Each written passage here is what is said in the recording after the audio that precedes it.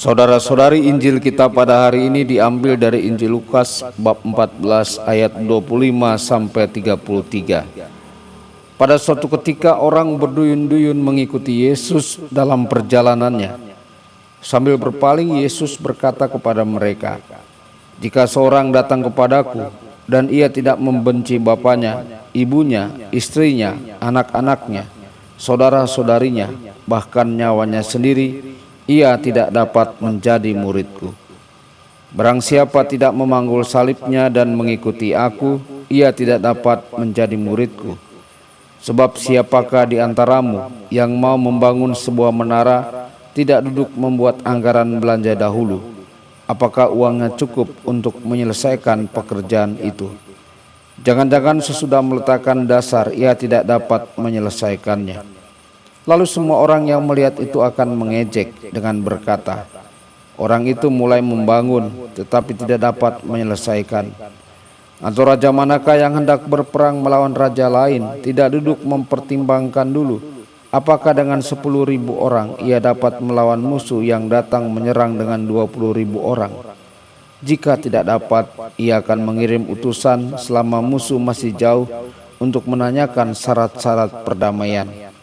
Demikianlah setiap orang di antaramu yang tidak melepaskan diri dari segala miliknya tidak dapat menjadi muridku. Demikianlah sabda Tuhan. Terpujilah Kristus.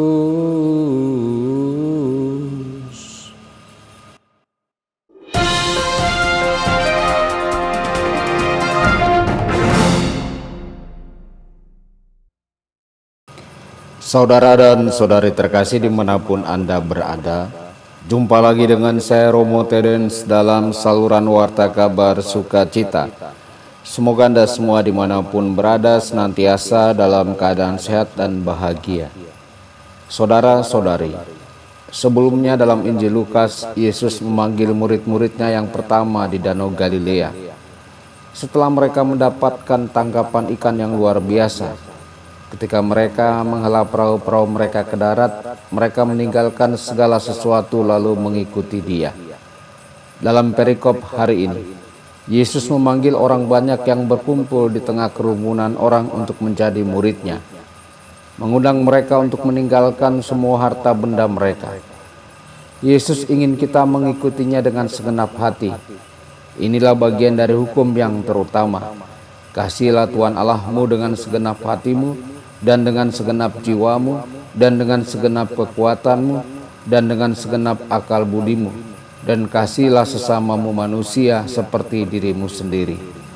Saudara-saudari, ketika harta benda duniawi mengambil tempat di dalam hati kita yang seharusnya menjadi milik Tuhan, Dia tidak dapat sepenuhnya tinggal di sana. Melepaskan diri dari hal-hal duniawi adalah sebuah proses hendak Tuhan ajarkan pada kita.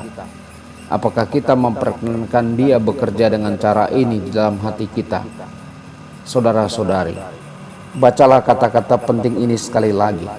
Barang siapa tidak memikul salibnya dan mengikut aku, ia tidak dapat menjadi muridku. Ketika kita mempraktekkan penyangkalan diri, ketika kita menyangkal diri kita sendiri terhadap hal-hal duniawi, dan berpaling dari hal-hal yang dapat memenuhi ego kita dengan kesombongan, kita meladani Kristus dengan mengosongkan diri kita demi mengasihi Dia dan sesama kita. Kita tidak perlu memikul salib kita sendirian karena Kristus sendiri telah memikulnya bersama kita. Kita mulai melihat diri kita sebagai anak-anak Allah dan murid-murid yang dikasihinya. Tresia dari Lisuk menulis, "Dia yang kerajaannya bukan dari dunia ini mengajarkan kepadaku bahwa satu-satunya kebangsawanan yang didambakan terletak pada tidak dikenal dan tidak dihargai, dan pada sukacita merendahkan diri."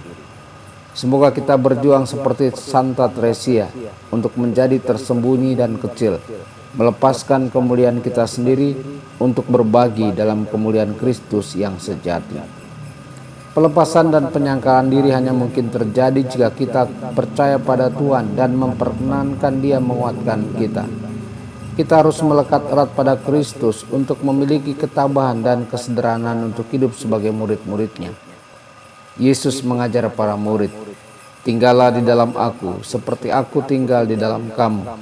Sama seperti ranting tidak dapat berbuah dari dirinya sendiri, jika ia tidak tinggal pada pokok anggur, demikian juga kamu tidak dapat berbuah, jikalau kamu tidak tinggal di dalam aku. Akulah pokok anggur dan kamulah ranting-rantingnya. Barang siapa tinggal di dalam aku dan aku di dalam dia, ia berbuah banyak, sebab di luar aku kamu tidak dapat berbuat apa-apa. Saudara-saudari, ketika kita melekat pada Kristus, pokok anggur yang benar, kita tetap berada di dalam kasih-Nya dan memiliki segala sesuatu yang kita butuhkan. Kita belajar untuk semakin tidak membutuhkan hal-hal duniawi. Kita belajar untuk mengandalkan Dia dalam segala hal yang kita butuhkan. Ketika kita melekat pada Yesus, kita memiliki kerendahan hati yang sejati dan dapat menyangkal diri dan memikul salib kita melalui kekuatannya. Tuhan Yesus memberkati dan menyertai Anda semua.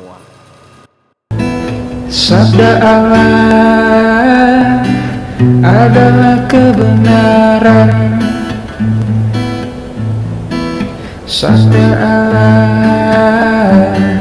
adalah kehidupan.